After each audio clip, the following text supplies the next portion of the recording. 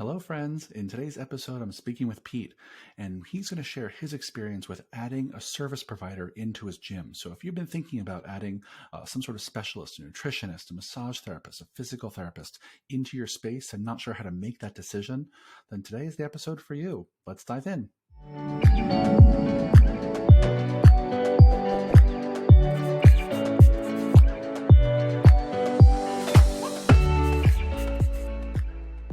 Hello, fitness business nerds. What's up? Welcome to another episode of the Business of Unicorns podcast.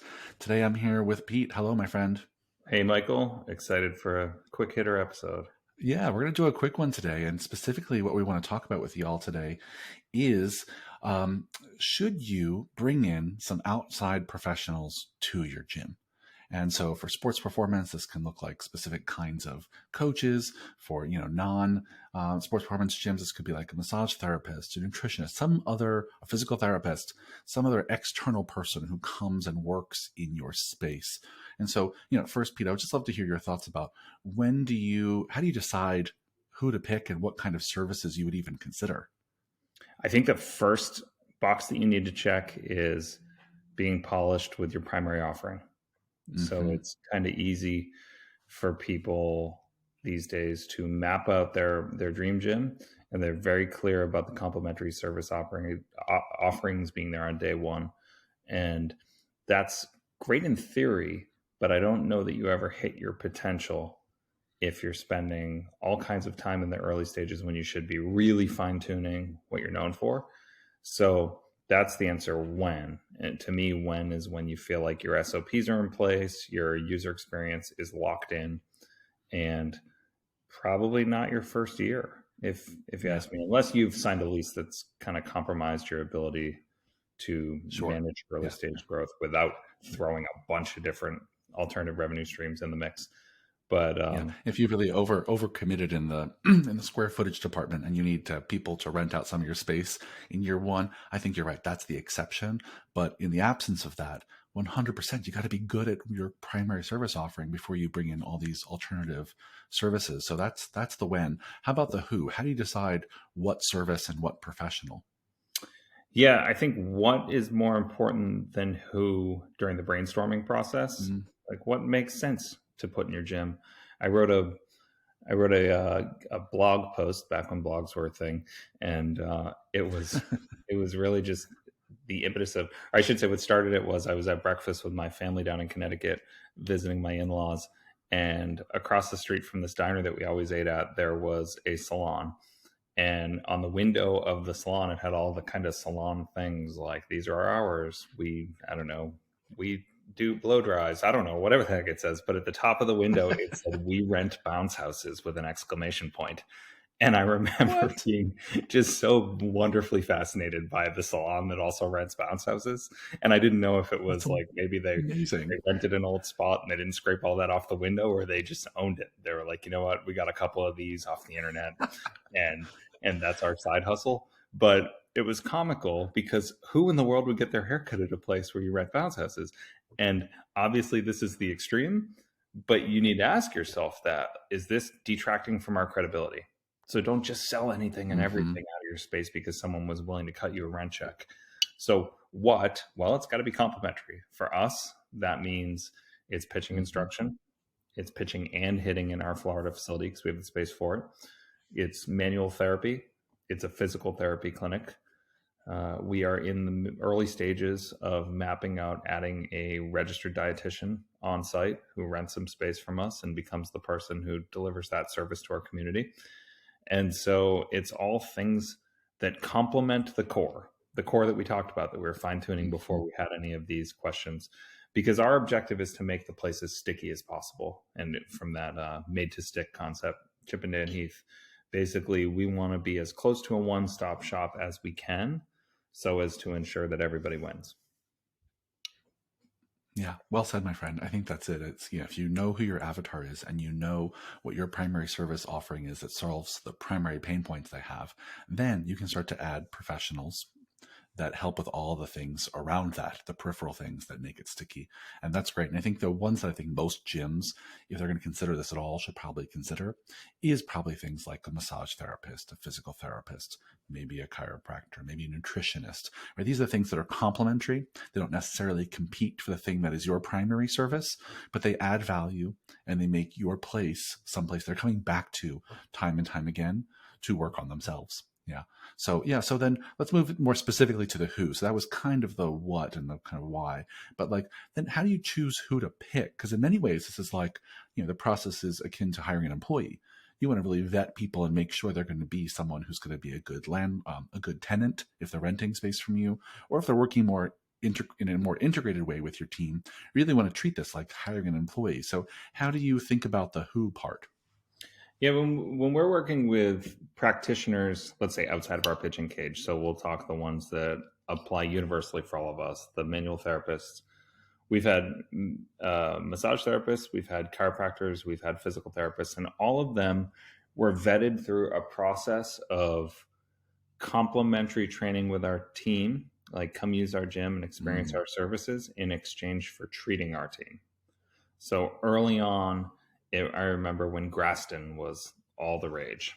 And I remember we had a service professional, a chiropractor, who would come in and he'd do Graston treatments on myself and Eric and Tony Gentilcore when he was working with us, right in the staff office. He just traveled with the table and the tools, and Amazing. He'd lift with us. We'd write him a program. He'd be part of the community, and then he'd treat us a little bit. And that very quickly, when we were satisfied with his bedside manner and his professionalism and who he was as a person, that turned into, well, why don't you do a day a week here?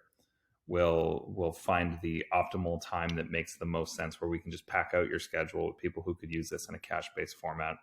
And then one day became two, and over time you get to a point where you've got a full-size service professional, or I should say full-time service professional on site. And in each of these circumstances, we were test running a model that we didn't have space for. So as our business grew, we took those service providers into consideration with the growth. So we didn't really have an office to give. We had two offices, and one of them basically got shut down for 3 hours a week so he could own it, and we'd all just accommodate accordingly. And so this controlled growth and this very deliberate, slow-paced movement in that direction allowed us to never be compromised with a bad lease. Never at a point where we were thinking to ourselves, like, well, how many more of these type of people can we cram in here to make sure we make rent next month? That was never where we were at. Yeah. It was more, how can we grow to accommodate this growing demand right alongside it? Yeah. Well said, my friend. I think that's such a brilliant way to do it, is like, really vet their services by using them, right? And having any of those folks work with treating your team, even just a one-time treatment as like a stress test, as we talk about when we're hiring, like, is fantastic. And if you can develop a longer relationship to really use them over many weeks or months, even better. And to your point, Pete, I think it's great when you're in the position of not needing to rent out your space urgently because you have to pay the bills. But when you can add it as a value add, you can take your time and find the right person who's the right fit for your culture. Well, and so with that model, brings us a little bit. I just want to finish by saying that with that, like that team trial model, assuming you come to that conclusion, you grease the wheels for success for them if you can make sure that clients see you using the service before you make it available to them. So I distinctly remember us getting to a point where Eric got those treatments with the door open, and people would be like, what's going on in there? And it would be, that guy's going to be in here working with people. And they're like, well, sign me up. I'm ready. If Eric and Tony believe in that, I'm ready to do that, especially at that stage in the operation when we were just growing so quickly. And so it just dramatically increases the success rate when they see when the clients see buy-in from the staff before it's even a product available to them. Yeah, fantastic. I mean, if your whole team are the first testimonials available for this new professional, it's going to be, gangbusters, because that's, your team is who often your clients will look to for guidance, advice, etc. So yeah, Beautifully said. Yeah. So then going back to the last part here, which is really then how do you pay this person? I think, the most common things I see is that this person's like a tenant. And in some cases, if they're a licensed physical therapist, they kind of have to own their own business entity. So they couldn't be employees even if you wanted them to, at least in the US, that's how it works. So in many cases, they're just kind of renting space from you with some agreement towards, what professionalism looks like, hours worked, etc. In other cases, there's a different arrangement of revenue share, profit share. So you can just talk a little bit about what you've learned over the years from how the kind of financial relationship works with these vendors. Sure, we've dabbled with all of it. These things typically Yeah. start as a cash-based offering from the service provider, where, like I said, there is no cash changing hands between the practitioner and the business, because our attitude was like, hey, treat us, we'll give you some opportunity and break even. But once we decide to formalize it beyond like a 1 to 2 day a week, everybody is kind of like dabbling type stage, then we get into having something more official, which we've done everything from, like in our pitching cage, for example, it was just give us X number of dollars per month and run any business you want. And in the early stages, when that exploded, I'm pretty sure our pitching coach was making more money in cash than us owners were making in certain years, because of how much he Mm-hmm. was thriving, and his rent was like $600 a month or something, and he's doing some outrageous number. I have no idea what he reported. I'm sure he was above board, but but there was a point where there was kind of like there needed to be a correction. And due to the nature of the lifespan of that role, now we have had 6 consecutive pitching coordinators be poached to go into professional baseball.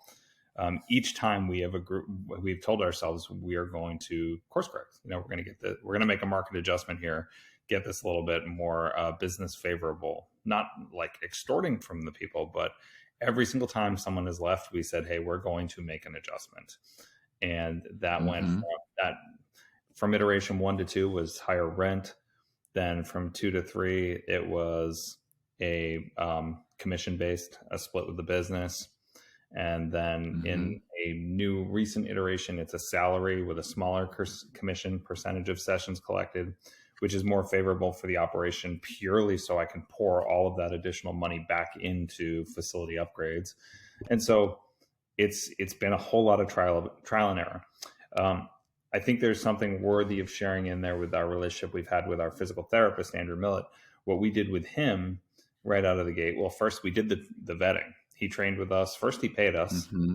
because he was a client who just came to us and wanted to train with us. And through the art of conversation that we all practice, I like to believe, or at least all Unicorn Society coaches do, or business owners do, good Yeah. conversational skills on the training floor get you to a point where you learn about your clients and what they're doing and what their goals are.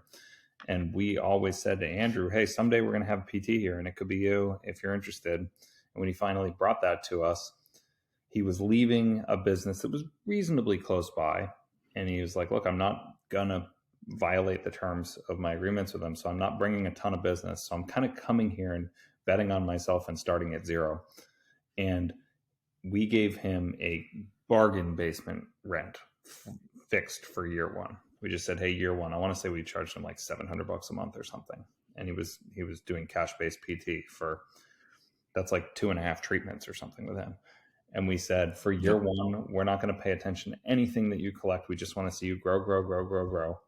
And then you're going to pay a real multiple of that starting in year 2. Here's what the terms of that will be. And then here's how much that goes up with each additional service provider or practitioner you add to your team. And so you got 1 full-time PT, you're here. You have 2, you go to here. 3, you go to here. 4 plus, you go to here, sort of a deal. And we were very clear on it. And that allowed him the opportunity to get his feet under him and basically continue to pour his own resources into growing his business and making a hire. And by the time that he went onto a more appropriate rate for his rental figure, he had the means already to add a second staff member. And so he just had a legit operation. And I like to think that his subsidized rental figure allowed him to find his kind of bearings there. And it only served to help us from a perceived quality of business standpoint, because he just seemed really legit, having two and not one, not being that one guy who comes in and just does a couple hours here and there. No, they had a chunk of the gym that they owned. There were two of them. They had systems. They had an admin. They had business cards at the front desk. They got there a lot faster than they would have if I was greedy on the front end. And so that might be my best piece of advice to people who are considering introducing this. Take the hit early to make sure that you ensure success for the person you're putting in there. Because if they fail, the optics of that are just as bad for you as it is for them. Yeah, I really appreciate you sharing that, Pete. I think it's such a real life example of how to build a relationship with another business owner in your building, right? That's really what you're doing, right? It's a real partnership that you're building over time. And so to be really transparent, it's like, hey, I'm going to not charge you much at first because I want to help you get your feet underneath of you, help you build a reputation, help you get your business going. And over time, we might have to change the way we do this. So here's what it could look like. But starting off with just some rent, then adding in some profit or rev share or commissions, I think you called it. And then over time, you're bringing them in a little bit closer and a little bit closer. So I think that's a great model for what our listeners can consider. It's not too complicated, but it does evolve over time as the partnership evolves. And as ideally the service provider gets better and better, builds a better and better reputation, and their business grows right along with you. Yeah, I mean, it's a real win-win. Yeah, and I'll give you one piece of advice before we close. Don't do anything Please. until you confirm that the language of your lease says that you can sublet. I've seen a couple of circumstances where people they acted before they investigated, and suddenly they had a very angry landlord who said it definitively says you can't do this. The money you've collected from that person for rent is my money. And so just be clear on that. Great tip. Yeah. I'll see if I can recap, right? So if you're considering bringing someone into your space, 1, make sure your lease allows it. 2, be really good at what you offer first, right? Be really good at your primary service before you start offering other things you're going to be marketing and selling or offering to your clients. 3 is develop that relationship slowly. If you can do what Pete did and let them work with your team first, and barter for services, or let your team be the initial guinea pigs for a pilot period, right? That's a fantastic way to build rapport and gather testimonials from your team members, and then find a business relationship, financially speaking, that is symbiotic, right? That really works for both of you. Lets them get their business really off the ground if that's part of the equation, and that you both benefit from long term. Did I catch all the big points? I think that's a summary. Yeah, I love it how it takes me 15 minutes to get a thought out, and then you recap it in a more articulate way in 35 to 40 seconds. Yeah, but you added so much color and nuance, and it's helpful to really hear the real life stories and examples. It really is. Well, let's leave it there. I know we promised to do a short one today, and I think that's it. But dear listeners, I hope you found this valuable. I do want to make a quick shout out here at the end that you all should be following Pete on social media. Pete's, prolific on the Twitter and the Instagram. So if you're not following him yet, what the hell are you doing with your life? Go find him and follow him.